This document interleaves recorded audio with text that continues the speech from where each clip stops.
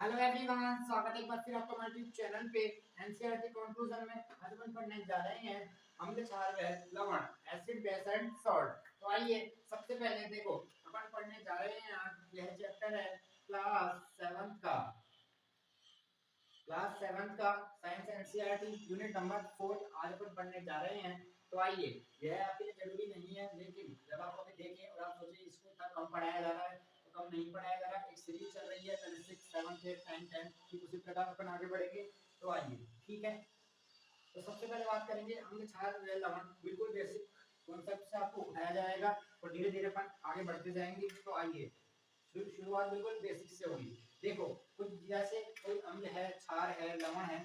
सबसे पहले अपन एक बेसिक चीज पे बात करते हैं कि आप ये कैसे पहचान पाओगे कि यह अम्ल है, यह क्षार है या यह लवण है। ठीक है, तो देखो अपन चीजों को कैसे पहचान सकते हैं। सबसे पहला आता है हमारे पास देखकर, सबसे पहला आता है हमारे पास देखकर। नंबर 2 आता है छूकर। नंबर 3 आता है हमें टेस्ट करके, उसको टेस्ट करके। ठीक है, इन तीन चीज के अलावा क्या कर सकते हो आप? तीन चीजों के अलावा पहचान कर सकते हो। या तो सबसे पहले आप उसको देखोगे, नहीं देख कर आपको पहचान में नहीं आता उसको छूकर देखोगे, छूकर भी आपको पहचान में नहीं आता आप उसको टेस्ट करके देखोगे। ठीक है, यहाँ तक की बातें क्लियर हो चुकी है। जैसे आपने सुना है नींबू, आपके मैंने आपके सामने नींबू रख दिया और आप स्कूल आप उसको पहचान के बताओ, तो आपने सबसे पहले क्या करा, उसको देखा। आपको देखते ही आपके दिमाग में क्या आया कि हाँ यह क्या है, यह नींबू है। ठीक है, तो मैंने सबसे पहले पहचान कैसे करी, देख कर करी। ठीक है, फिर ठीक है, अपन ने उसको महसूस करके देखा कि ये टाइट है, नरम है, तो अपन सबसे पहले क्या करेंगे, उसके पास जाएंगे, उसे छू कर देखेंगे।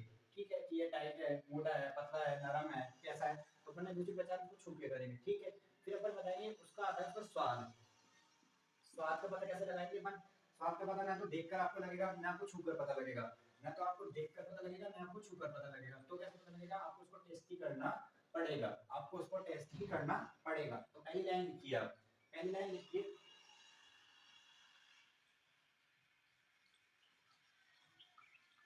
बिल्कुल बेसिक कॉन्सेप्ट से आपको पढ़ाया जा रहा है, लिखिए। तो जैसे बहुत सारे एग्जांपल है, नींबू हो गया, सिरका हो गया, इमली हो गया, इन सब का पता हम कैसे लगाएंगे? टेस्ट करके लगाएंगे। तो लिखिए, सबसे पहले लाइन डालिए आप अम्ल।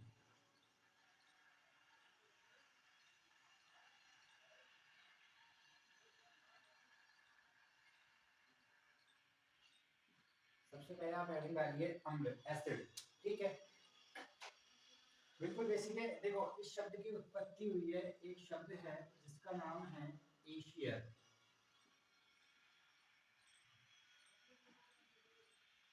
एशियर शब्द से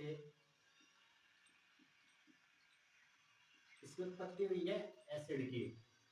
और यह बिल्कुल भी मजाक की बात नहीं है। यहीं से एक बार सवाल भी पूछा गया था, यहीं से एक बार सवाल पूछा गया था कि एसिड शब्द की उत्पत्ति किस शब्द से हुई है?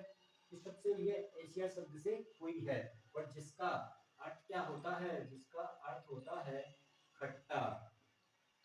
जिसका अर्थ क्या होता है? खट्टा। ठीक है, तो एसिड की पहले एक नॉर्मल परिभाषा जो अपन यहाँ से पढ़ेंगे, वे पदार्थ जो स्वाद में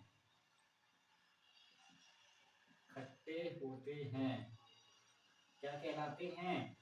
अम्ल कहलाते हैं। वे पदार्थ जो स्वाद में खट्टे होते हैं क्या कहलाते हैं? अम्ल कहलाते हैं। और यह पंचमढ़ ने कैसे करा है? टेस्ट करके करा है, उसका स्वाद लेके करा है। ठीक है, अब इसमें एग्जांपल क्या कौन कौन से हो जाएंगे? नींबू हो जाएगा, इमली हो जाएगा,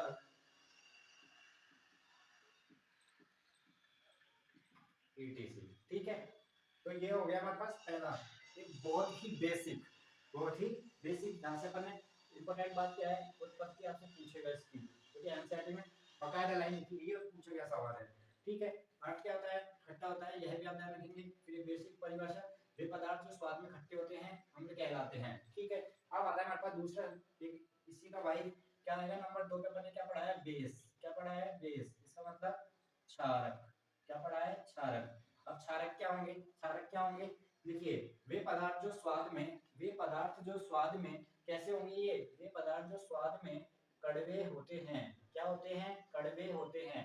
क्या कहलाते हैं? क्षारक कहलाते हैं। क्या कहलाते हैं? क्षारक कहलाते हैं। यहाँ तक की बातें क्लियर हो चुकी है। और एक सबसे इंपॉर्टेंट बात, और जो स्पर्श करने पे कैसे होते हैं? साबुन जैसे चिकने होते हैं। क्या कहलाते हैं? क्षारक कहलाते हैं।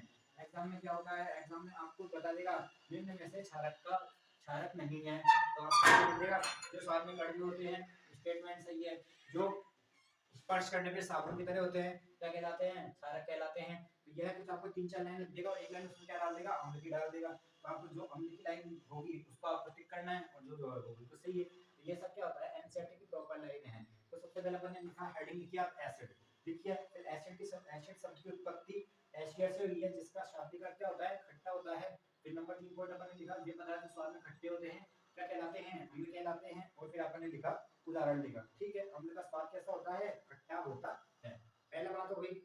दूसरी बात अपन ने लिखा बेस क्षारक क्या कहलाता है, क्षारक लिखिए पॉइंट, जो स्वाद में कड़वे होते हैं क्षारक कहलाते हैं। और जो स्पर्श करने पर साबुन जैसे लगते हैं, जो स्पर्श करने पे कैसे लगते हैं, साबुन जैसे लगते हैं क्या कहलाते हैं, क्षारक कहलाते हैं। क्या कहलाते हैं, क्षारक कहलाते हैं। ये तो हो गया हमारा बिल्कुल बेसिक इंट्रोडक्शन, जो हमने आपको बता दिया अम्ल व क्षारक के बारे में। लेकिन आप कहेंगे ये तो कोई भी एक ये ऑथेंटिक रीजन नहीं हुआ, एक ये क्या हुआ, कोई भी ऑथेंटिक रीजन नहीं हुआ, क्योंकि जब भी अपन रसायन विज्ञान पढ़ते हैं तो इसमें बहुत सारी चीजें ऐसी है जिन्हें हम छू भी नहीं सकते। स्वाद टेस्ट करना तो बहुत दूर की बात है, जिन्हें हम छू भी नहीं सकते हैं, जिन्हें हम छू भी नहीं सकते हैं। इतनी डेंजर चीजें होती है जिन्हें हम छू भी नहीं सकते हैं, उनका स्वाद लेना तो बहुत दूर की बात है।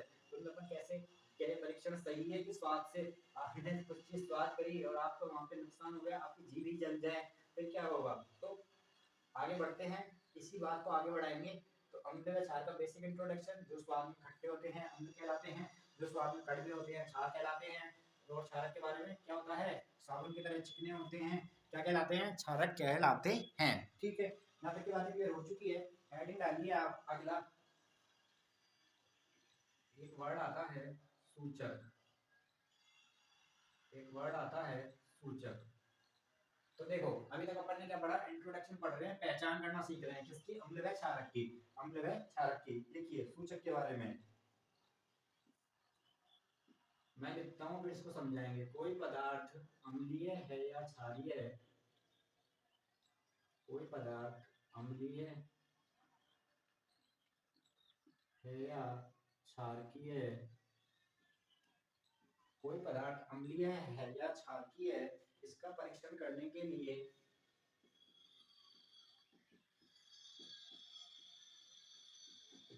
इसका परीक्षण करने के लिए एक विशेष पदार्थ की आवश्यकता होती है, उसे सूचक कहते हैं। तो आपको पहली बार से क्या बात समझ में आई, कोई पदार्थ, तो देखो अभी तक अपन यही तो समझ रहे हैं कि अपन अम्ल व क्षार की पहचान कैसे करेंगे। तो सबसे पहले अपन ने टेस्ट वाला मेथड लगाया, वह पूरी जगह फिट हो ही नहीं सकता, क्योंकि केमिस्ट्री पढ़ रहे हैं उसमें वह फिट हो ही नहीं सकता है। तो दूसरी बात आता है सूचक। सूचक क्या होते हैं, कोई पदार्थ अम्लीय है या क्षारकीय है, अपन को यही तो पता लगाना है, कोई पदार्थ अम्लीय है या क्षारकीय है, इसका परीक्षण करने के लिए एक विशेष पदार्थ की आवश्यकता होती है, उसे क्या कहते हैं, उसे सूचक कहते हैं। लिखिए सूचक प्लस अम्लीय क्षारकीय, देखिए सूचक प्लस अम्लीय क्षारकीय पदार्थ युक्त विलयन। तो क्या होगा, सूचक के साथ अपन अम्लीय क्षारकीय पदार्थ युक्त विलयन मिलाएंगे क्या, टेस्ट करने के लिए ये है अम्लीय है या क्षारकीय है। तो क्या रिजल्ट आएगा, यही रिजल्ट इंपॉर्टेंट होगा। रिजल्ट क्या होगा, रंग परिवर्तित हो जाएगा। अगर सूचक का रंग परिवर्तित हो जाता है तो अपन क्या बताएंगे, क्या बताएंगे कि या तो अम्लीय है या क्षारकीय है। अब रंग परिवर्तन के लिए कौन सा आएंगे, कौन कौन से, कि यह कौन सा रंग अपन को पता लगेगा, अगर यह उस रंग से इस रंग में आया तो अपन बताएंगे कि यह अम्लीय है, या कौन से रंग में बदलेगा तो अपन बताएंगे यह क्षारकीय है। तो यहाँ तक के पॉइंट हो चुके हैं, पहले आप यहाँ तक लिखिए फिर आगे बढ़ते हैं। आइए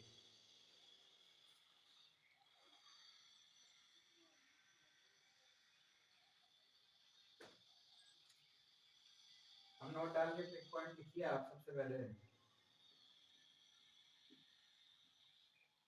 प्राकृतिक सूचक।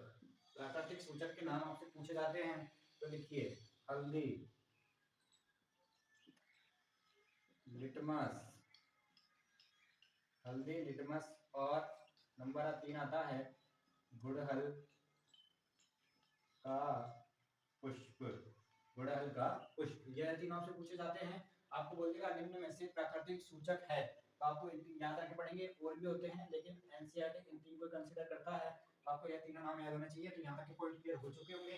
अपन ने सबसे पहले पढ़ा बेसिक इंट्रोडक्शन, कहाँ से चर्चा को चालू करा था, स्वाद से चालू करा था। जो स्वाद में खट्टे होते हैं अम्ल कहलाते हैं। अम्ल शब्द की उत्पत्ति एशिया से हुई है। फिर अपन उससे आगे क्षार पे बात करी, जो स्वाद में कड़वे होते हैं, कसैले होते हैं और कैसे होते हैं, चिकने होते हैं, स्पर्श करने पे चिकनापन आता है, क्या कहलाते हैं, क्षारक कहलाते हैं। फिर अपन ने पढ़ा, आगे बढ़े, सूचक पे आए, कोई पदार्थ अम्लीय है क्षारीय, इसका परीक्षण करने के लिए विशेष पदार्थ की आवश्यकता होती है, क्या कहलाता है, सूचक कहलाता है। सूचक प्लस अपन को जिसका परीक्षण करना है वह डालेंगे, या तो अम्लीय विलयन या क्षारीय विलयन। अगर रंग परिवर्तन हो जाएगा तो अपन क्या बताएंगे कि ये अम्लीय हैं या क्षारीय हैं। ठीक है, ये सूचक का आपको डेफिनेशन के रूप में समझा दिया गया है। फिर अपन ने पढ़ा प्राकृतिक सूचक। प्राकृतिक सूचक हल्दी, लिटमस व गुड़हल के पुष्प व आदि। ठीक है, अब देखिए आप हेडिंग डालिए लिटमस, हेडिंग डालिए आप लिटमस, हेडिंग डालिए आप लिटमस।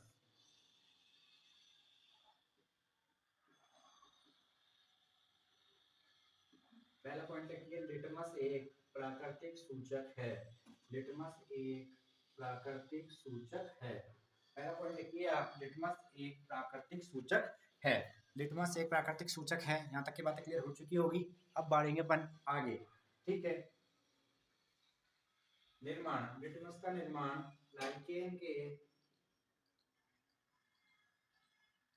लिटमस का निर्माण लाइकेन के शैल के, देखिए लिटमस का निर्माण लाइकेन के से, लिखिए लाइकेन से निष्कर्षित किया जाता है, निष्कर्षित किया जाता है। ठीक है, जब भी अपने आप में सबसे पहले आपके दिमाग में आएगा एसिड बेस एंड सोल्ट का नाम, जब भी आपने चैप्टर देखा होगा सबसे पहले आपके दिमाग में आएगा लिटमस। ठीक है, अब बात करेंगे सबसे, जो अपन देखो पढ़ा था सूचक। लिटमस क्या है, एक प्राकृतिक सूचक का उदाहरण है। लिटमस क्या है, एक प्राकृतिक सूचक का उदाहरण है। और अपन ने पढ़ा प्राकृतिक सूचक क्या बताएगा हमें बताएगा कोई पदार्थ या तो अम्लीय है या क्षारीय है। इसका बात हमें कौन बताएगा, लिटमस बताएगा। ठीक है, तो लिखिए आप लिटमस के बारे में। अगर लिटमस प्लस, हेडिंग डालिए, लिटमस का पॉइंट लिख लिए दोनों आपने। क्या एक लिटमस का पहला पॉइंट अपन ने लिखा, यह एक प्राकृतिक सूचक है। और नंबर दूसरा पॉइंट अपन ने लिखा, इसे लाइकेन शैल से निष्कर्षित किया जाता है। आइए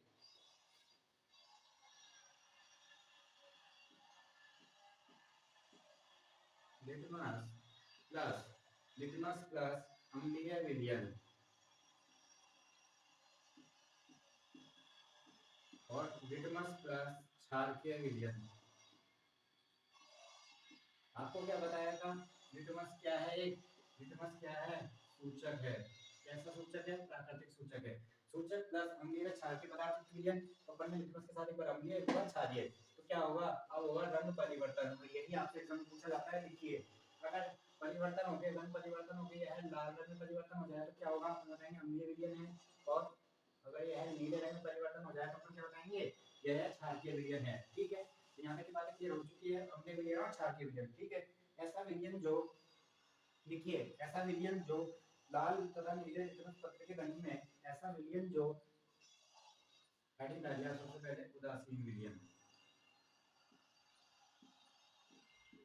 इसकी डेफिनेशन लिखिए, ऐसा विलयन जो, ऐसा विलयन जो लाल लिटमस व नीले लिटमस को, ऐसा विलयन जो लाल तथा नीले लिटमस पत्र के रंग को परिवर्तित नहीं करता है। क्या करता है, परिवर्तित नहीं करता है, उदासीन विलयन कहलाता है। ठीक है, दोबारा सुनिए आप, ऐसा विलयन जो लाल तथा नीले लिटमस पत्र के रंग को, ऐसा विलयन जो लाल तथा नीले लिटमस पत्र के विलयन को में कोई रंग परिवर्तित नहीं करता है, क्या कहलाता है, उदासीन विलयन कहलाता है। ठीक है, अब बात करेंगे अपन, ये तो अपन ने पढ़ा लिटमस के बारे में। क्या पढ़ा, लिटमस के बारे में। उदासीन विलयन की परिभाषा आपको याद रहनी चाहिए। ठीक है, तो ये अपन ने पढ़ा लिटमस। लिटमस क्या था, एक प्राकृतिक सूचक था। हल्दी भी एक प्राकृतिक सूचक है। और फिर आता है हमारे पास गुड़हल का फूल। फिर हमारे पास आता है गुड़हल का फूल। इसके दो पॉइंट लिख लीजिए फटाफट। गुड़हल का पुष्प अम्लीय विलयनों को गुलाबी तथा क्षारीय विलयनों को हरे रंग में परिवर्तित कर देता है। तो लिखिए गुड़हल का फूल प्लस अम्लीय विलयन।